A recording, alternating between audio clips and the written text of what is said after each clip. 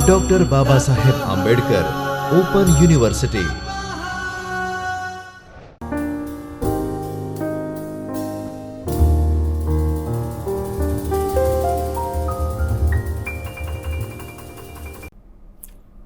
नमस्कार, मैं डॉक्टर वनमाला Baviskar doctor Baba Saheb Ambedkar open university के चैतन्य स्टूडियो से आप सभी का हार्दिक स्वागत करती हूँ। आज हम तृतीय वर्ष बीए हिंदी के प्रश्न पत्र 10 के अंतर्गत खंड 1 की दूसरी इकाई 19 माध्यमिक शिक्षा में हिंदी की चर्चा करेंगे। इस इकाई को पढ़ने के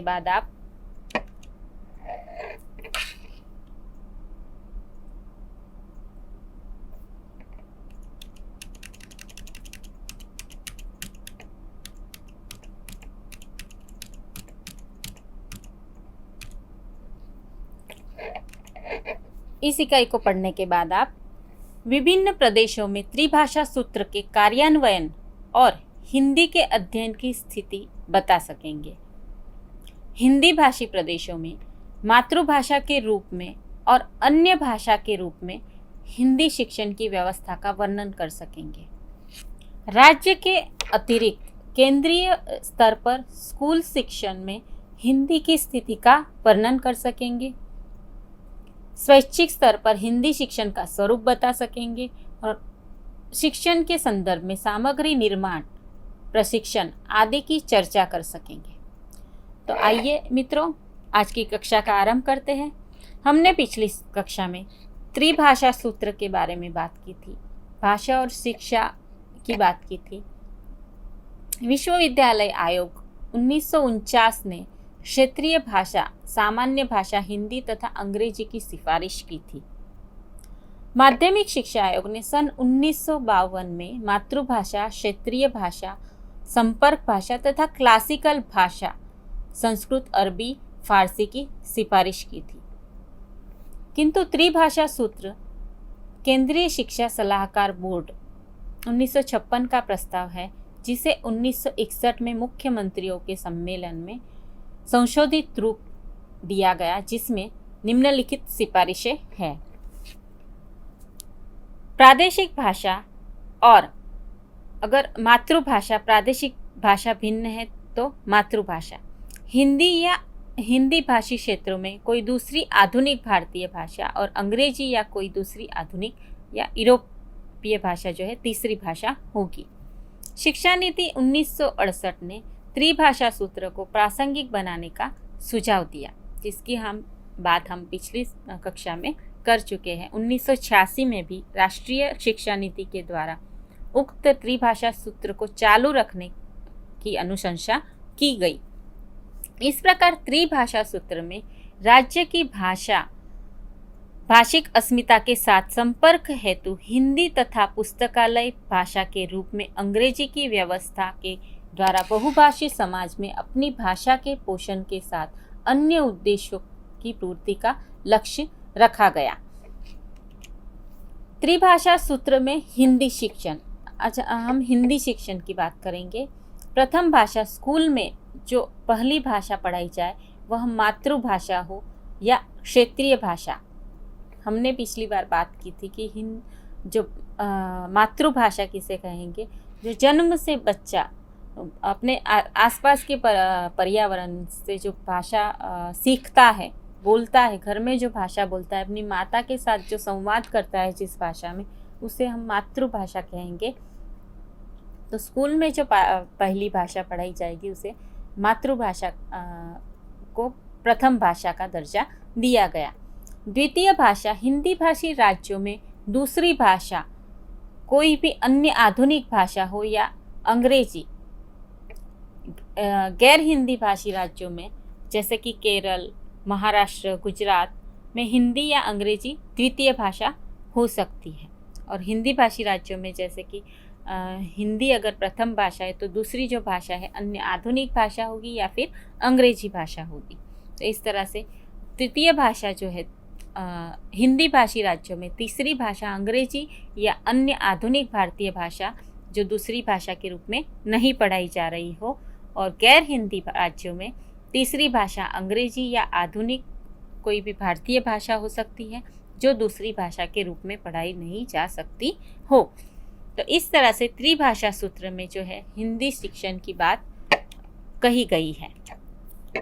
अब हम त्रिभाषा सूत्र का कार्यान्वयन, त्रिभाषा सूत्र को किस तरह से जो है उसका अमल किया जा सकता है या अमल करने में क्या समस्याएं आती है उसकी बात करेंगे। दक्षिण भारत में खास तौर पर इसका व्यापक विरोध किया गया, क्योंकि दक्षिण भारत के लोग जो है वह अंग्रेजी या फिर उनकी जो भाषाएं हैं तेलुगु, तमिल, ये भाषाएं हैं, उनका ज़्यादा उन्होंने समर्थन किया। दक्षिण भारतीय राज्यों में हिंदी भाषा के विरोध का अवसर देने के लिए काफ़ी हद तक हिंदी भाषी राज्यों के लोगों का भी दक्षिण भारतीय भाषाओं के प्रति उदासीन रवैया जिम्मेदार है। हिंदी भाषी राज्य के जो लोग हैं वह दक्षिण भाषा सीखने में जो है ज़्यादा अपनी जिम्मेदार है, सीखना नहीं चाहते। तो हिंदी भाषी राज्यों में तमिल, तेलुगु जैसी भाषाओं को सीखने सिखाने के प्रति कोई उत्साह नहीं दिखाई देता, इसलिए दक्षिण भारतीय राज्यों में भी हिंदी भाषा के प्रति उत्साह जो है कम है, रुचि कम है। स्कूल स्तर पर भाषा सीखने की वर्तमान स्थिति पर यदि हम नज़र डालें तो आज गुजरात में त्रिभाषा फॉर्मूला किस प्रकार चल रहा है, इसका कार्यान्वयन किस प्रकार हो रहा है। तो देखिए, गुजरात में जो है प्रथम भाषा, मातृभाषा, जिसे हम क्षेत्रीय भाषा भी कहेंगे, गुजराती है। प्रथम भाषा जो है मातृभाषा या क्षेत्रीय भाषा भी हो सकती है। जिस प्रकार यदि कोई मराठी, महाराष्ट्रियन गुजरात में रह रहा है बचपन से ही, उसे गुजराती तो आती है, तो उसकी जो प्रथम भाषा है जो है, भले ही उसकी मातृभाषा मराठी हो किंतु क्षेत्रीय भाषा गुजराती है, इसलिए उसकी प्रथम भाषा जो है गुजराती कही जा सकती है। हिंदी जो है द्वितीय भाषा के रूप में पढ़ाई जाती है। गुजरात की जो शिक्षण प्रणाली है उसके अंतर्गत हिंदी भाषा द्वितीय भाषा के रूप में पढ़ाई जाती है और अंग्रेजी जो है वह तृतीय भाषा के रूप में पढ़ाई जाती है। उसी प्रकार महाराष्ट्र में भी मराठी जो है मातृभाषा है और प्रथम भाषा का दर्जा दिया गया है मराठी को, द्वितीय भाषा का दर्जा हिंदी को दिया गया है और तृतीय भाषा जो है अंग्रेजी है। केरल में मलयालम को प्रथम भाषा का दर्जा दिया गया है, वहाँ की राजभाषा जो है मलयालम है केरल की, और अंग्रेजी जो है द्वितीय भाषा के रूप में केरल में पढ़ाई जाती है और हिंदी तृतीय भाषा के रूप में उसे हिंदी को दर्जा दिया गया है। तो स्कूल स्तर पर इस तरह से जो है वर्तमान स्थिति है। ये 1, 2 और 3 ही हमने राज्यों की बात की है। अलग अलग राज्यों में भी इसी प्रकार की तालिका आपकी जो पाठ्य सामग्री है उसके अंतर्गत दी गई है। अब हम बिहार की यदि बात करें तो बिहार की मुख्य भाषा हिंदी है, जो माध्यमिक शिक्षा की भी मुख्य भाषा है। उर्दू और बंगला 2 अन्य प्रमुख भाषाएं हैं। इसके अलावा नेपाली, उड़िया, मैथिली, संथाली और अनेक आदिवासी भाषाएं प्रयोग में आती हैं। यह भी एक रोचक तथ्य है कि बंगला, उड़िया जैसी भाषाएं संविधान से मान्यता प्राप्त भाषाएं हैं तथा अल्पसंख्यक भाषा के नीति के उनके पठन पाठन की व्यवस्था राज्य सरकार का संवैधानिक दायित्व है। किंतु यहाँ उन बोलियों या भाषाओं की बोलने वालों की संख्या अत्यधिक है जो संविधान की 8वीं अनुसूची में नहीं आते। इनके बोलने वाले विद्यालयी शिक्षा में हिंदी ही पढ़ाते हैं। बिहार में मातृभाषा या प्रथम भाषा का प्रयोग प्राथमिक स्तर पर होता है तथा माध्यमिक स्तर पर यह जो है चलता है। जो बच्चे प्रथम भाषा के रूप में हिंदी नहीं पढ़ते, उन्हें हिंदी का अध्ययन 5वीं 6वीं से 10वीं तक द्वितीय भाषा के रूप में अनिवार्य रूप से पढ़ना पड़ता है। अब हम हरियाणा की बात करेंगे तो हरियाणा की मुख्य भाषा जो है हिंदी है, जो यहाँ की राजभाषा भी है। ज़्यादातर लोग या तो हिंदी का प्रयोग करते हैं या कभी पंजाबी या उर्दू का भी प्रयोग करते हैं यहाँ पर हरियाणा में। तो प्राथमिक स्तर पर आम तौर पर हिंदी माध्यम है किंतु कुछ विद्यालयों में पंजाबी का भी माध्यम के रूप में अध्यापन होता है। माध्यमिक स्तर पर हिंदी का अध्यापन अनिवार्य रूप से होता है। हालांकि अल्पसंख्यक भाषाई समुदाय के लिए पंजाबी और उर्दू का भी प्रबंध है। जिस प्रकार जो है गुजरात है, तो गुजराती में भी कुछ स्कूलों में, प्राथमिक स्कूलों में जो भाषा का माध्यम मराठी है, मराठी भाषा में भी शिक्षा जो है का प्रबंध है, मराठी माध्यम में भाषा दी जाती है। तो इस तरह से अल्पसंख्यक भाषाई समुदाय के लिए जो है प्रबंध किया जाता है। छठी कक्षा से अंग्रेजी का अध्यापन द्वितीय भाषा के रूप में माध्यमिक स्तर पर अनिवार्य रूप से किया जाता है। छठी 7वीं कक्षा में तृतीय भाषा भी पढ़ाई जाती है, जो उर्दू, पंजाबी या संस्कृत, तेलुगु में से कोई भी हो सकती है। जो बच्चे हिंदी का अध्ययन प्रथम भाषा के रूप में नहीं करते, वे तृतीय भाषा के रूप में अनिवार्य रूप से हिंदी को पढ़ते हैं। उत्तर प्रदेश की हम यदि बात करें तो जनसंख्या की दृष्टि से उत्तर प्रदेश भारत का सबसे बड़ा राज्य है। यहाँ की प्रमुख भाषा हिंदी है, जो इस राज्य की राजभाषा है। पूरी विद्यालयी शिक्षा में हिंदी की माध्यम भाषा जो है हिंदी में ही शिक्षा दी जाती है।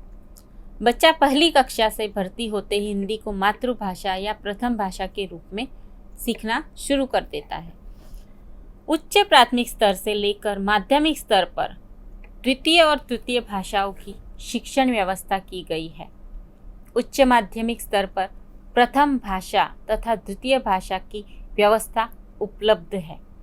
उत्तर प्रदेश की यह शिक्षा प्रणाली की हम बात कर रहे हैं। राजस्थान में जो है हिंदी राजस्थान की राजभाषा है तथा प्रयोग की भी भाषा जो है हिंदी ही है। अन्य राज्यों की तरह यहाँ भी प्राथमिक, उच्च प्राथमिक, मिडिल, माध्यमिक तथा उच्च माध्यमिक विद्यालयों की व्यवस्था हिंदी में ही है। प्राथमिक से लेकर उच्च माध्यमिक स्तर तक हिंदी माध्यम में भाषा पढ़ाई जाती है, किंतु निम्नलिखित में से भी जो भाषा चुनने का विकल्प दिया गया है। पंजाबी, सिंधी, उर्दू, गुजराती और अंग्रेजी राजस्थान में अनेक आदिवासी भाषाएं भी हैं, किंतु बच्चा जब पहली कक्षा में भर्ती होता है तब वह हिंदी सीखना शुरू करता है। हिंदी ही अनिवार्य रूप से प्रथम भाषा है, जो माध्यमिक स्तर तक हिंदी एक विषय के रूप में पढ़ाई जाती है। माध्यमिक स्तर पर द्वितीय और तृतीय भाषा के अध्यापन की भी व्यवस्था है, किंतु उच्च माध्यमिक स्तर पर प्रथम और द्वितीय भाषाओं का ही प्रावधान है। मध्य प्रदेश की यदि हम बात करें तो क्षेत्र की दृष्टि से मध्य प्रदेश देश का सबसे बड़ा राज्य है। मध्य प्रदेश के राजभाषा अधिनियम 1950 के अनुसार इस राज्य की राजभाषा हिंदी है। फिर भी प्रशासन में अंग्रेजी का ही प्रयोग होता है। मध्य प्रदेश में 3 प्रमुख भाषाएं बोली जाती हैं, हिंदी, मराठी और उर्दू, किंतु बहुसंख्यक लोगों की माध्यम भाषा जो है हिंदी है। पूरी विद्यालयी व्यवस्था में हिंदी ही माध्यम भाषा है और फिर भी पूर्व प्राथमिक और उच्च प्राथमिक स्तर पर मराठी, उर्दू, सिंधी, पंजाबी, मलयालम, बांग्ला, गुजराती, तेलुगु और अंग्रेजी भी माध्यम भाषाएं हैं। हिंदी 10 तक विद्यार्थी तृतीय तृतीय भाषाओं का अध्ययन करते हैं। जिन्होंने इससे पहले हिंदी नहीं पढ़ी उनके लिए द्वितीय भाषा के रूप में हिंदी का प्रावधान दिया गया है। हिंदी पढ़ना अनिवार्य है। माध्यमिक स्तर पर सभी बच्चों के लिए हिंदी किसी न किसी रूप में पढ़ना अनिवार्य है। उच्च माध्यमिक स्तर पर हिंदी एक भाषा के रूप में पढ़ाई जाती है। तो इस तरह से हिमाचल प्रदेश की यदि हम बात करें, हिमाचल प्रदेश की प्रमुख भाषा हिंदी है। यही इस राज्य की राजभाषा भी है। ज़्यादातर लोग या तो हिंदी बोलते हैं या अपनी बोली बोलते हैं। हिमाचल प्रदेश में विद्यालयी भाषा शिक्षा के सभी स्तरों पर हिंदी माध्यम है। हिमाचल प्रदेश में विद्यालयी शिक्षा के सभी स्तरों पर हिंदी माध्यम तो है ही, प्राथमिक कक्षाओं में हिंदी प्रथम भाषा के रूप में भी अनिवार्य रूप से पढ़ाई जाती है। 5वीं 6ठी कक्षा से अंग्रेजी द्वितीय भाषा के रूप में माध्यमिक स्तर तक पढ़ाई जाती है। उच्च प्राथमिक स्तर से उर्दू और पंजाबी अनिवार्य रूप से तृतीय भाषा के रूप में पढ़ाई जाती है। उच्च माध्यमिक स्तर पर हिंदी एक विषय रूप में भी पढ़ाया जाता है। तो संघीय क्षेत्र की हम बात करें, संघ जो है दिल्ली की राजभाषा हिंदी है। उर्दू को दूसरी या सहायक राजभाषा बनाया गया है। यहाँ देश के हर हिस्से के लोग रहते हैं। दिल्ली के अंतर्गत दिल्ली को छोटा भारत भी कहा जाता है। तरह तरह के धर्म के लोग जो हैं दिल्ली में बसते हैं, चाहे वो मराठी हो, गुजराती हो, पंजाबी हो, बंगाली हो, सभी तरह के मुस्लिम हो, सभी धर्म के लोग, तरह तरह की भाषा बोलने वाले लोग जो है दिल्ली में बसते हैं। और दिल्ली की प्रमुख भाषाएं लेकिन हिंदी और उर्दू ही है। जो अन्य भाषाएं भी बोली जाती है वे है पंजाबी, बंगला, तमिल, तेलुगु, मलयालम, कन्नड़, सिंधी, मराठी और गुजराती। एक तरह से दिल्ली छोटा भारत ही है, जैसे मैंने भी कहा।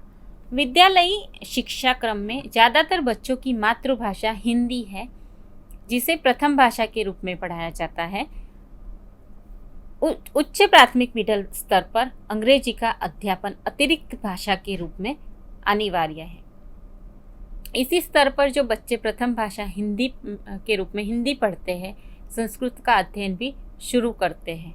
जो बच्चे उर्दू माध्यम में पढ़ते हैं वे अरबी फारसी का अध्ययन शुरू करते हैं। तो अन्य भाषा को प्रथम भाषा के रूप में पढ़ने वाले बच्चे के लिए हिंदी को द्वितीय भाषा के रूप में पढ़ना होता है। और माध्यमिक तथा उच्च माध्यमिक स्तर पर हिंदी माध्यम से पढ़ने वाले छात्र हिंदी तथा अंग्रेजी को अनिवार्य रूप में पढ़ते हैं। तो इस तरह से हम चंडीगढ़ के बारे में भी देखें कि संघीय क्षेत्र चंडीगढ़ की प्रमुख भाषा है हिंदी। इस संघीय क्षेत्र के ज़्यादातर लोग हिंदी या पंजाबी का प्रयोग करते हैं। यहाँ विद्यालयिक शिक्षा क्रम में हिंदी और पंजाबी माध्यम की भाषाएं और प्रथम भाषाएं भी है।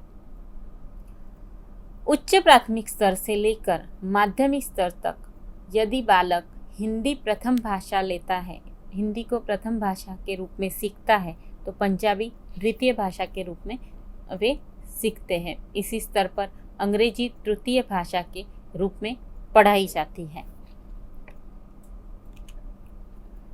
अहिंदी भाषा क्षेत्र में हिंदी की शिक्षा, जैसे कि मैंने बात की कि हिंदी भाषी क्षेत्र में जो हिंदी किस प्रकार किस स्तर पर पढ़ाई जाती है, कौन से क्षेत्र में हिंदी माध्यम में पढ़ाई होती है, किस क्षेत्र में जो है हिंदी को मातृभाषा प्रथम भाषा के रूप में पढ़ाया जाता है, इसकी बात की हमने। संघीय जो देश है, संघीय क्षेत्र में जो है किस प्रकार भाषा का प्रावधान दिया गया है पढ़ाई का। तो अब हम बात कर रहे हैं अहिंदी क्षेत्र में हिंदी की शिक्षा। गुजरात, महाराष्ट्र तथा पंजाब में हिंदी को द्वितीय भाषा के रूप में पढ़ाया जाता है। गुजरात में 6ठी कक्षा से 10वीं कक्षा तक इसके अध्यापन की व्यवस्था है। महाराष्ट्र और गुजरात जो है अहिंदी क्षेत्र है, और महाराष्ट्र में भी द्वितीय भाषा हिंदी का अध्यापन 6ठी कक्षा से 6ठी से 10वीं तक होता है। पंजाब में भी हिंदी द्वितीय भाषा का अध्यापन जो है हिंदी का द्वितीय भाषा के रूप में होता है। किंतु जैसा कि पहले कहा गया है, गुजरात, पंजाब, महाराष्ट्र की अपनी भाषाएं उसी परिवार की है जिस परिवार की हिंदी है। मराठी की लिपि देवनागरी है, जो हिंदी लेखन में भी प्रयोग आती। हिंदी की भी जो लिपि है, मराठी की और हिंदी की लिपि एक जैसी ही, एक ही लिपि है, देवनागरी लिपि ही है। अतः इन राज्यों में हिंदी सीखना और वह भी द्वितीय भाषा के रूप में उतना कठिन कार्य नहीं है जितना कि आंध्र प्रदेश में तेलुगु भाषी छात्रों के लिए हिंदी को द्वितीय भाषा के रूप में सीखना है। तो द्वितीय भाषा के रूप में सीखना छात्रों के प्रयास की मात्रा की जो है दृष्टि से एक ही बात नहीं है। मराठी भाषी जो हिंदी सीखता है तो उसे लिपि सीखने की ज़रूरत नहीं पड़ती, किंतु जब वो तेलुगु भाषी जो छात्र है हिंदी सीखता है तो उसका जो स्तर है अलग होगा। उसे जो है लिपि से ही शुरुआत करनी पड़ेगी। उसके लिए जो लिपि है वह जो है एक अपरिचित होगी। अब हम बात करते हैं केंद्र स्तरीय शिक्षा व्यवस्था की। हिंदी को बढ़ावा देने का हिंदी का जो हिंदी भाषा शिक्षा में बहुत ही महत्वपूर्ण योगदान रहा है। वह ये जो 3 स्तर है, केंद्रीय माध्यमिक शिक्षा बोर्ड, केंद्रीय विद्यालय संगठन और नवोदय विद्यालय, इनका बहुत ही महत्वपूर्ण योगदान है। केंद्रीय माध्यमिक शिक्षा बोर्ड की यदि हम बात करें तो केंद्र सरकार की योजनाओं के कार्यान्वयन में केंद्रीय माध्यमिक शिक्षा बोर्ड का बहुत बड़ा योगदान है। यह बोर्ड संस्था है और परीक्षा लेना ही इसका प्रमुख कार्य है। इसका क्षेत्र मात्र संघ शासित क्षेत्र दिल्ली न होकर संपूर्ण देश है। बोर्ड से संबंध अनेक विद्यालय विदेशों में भी संकलित किए जा रहे हैं।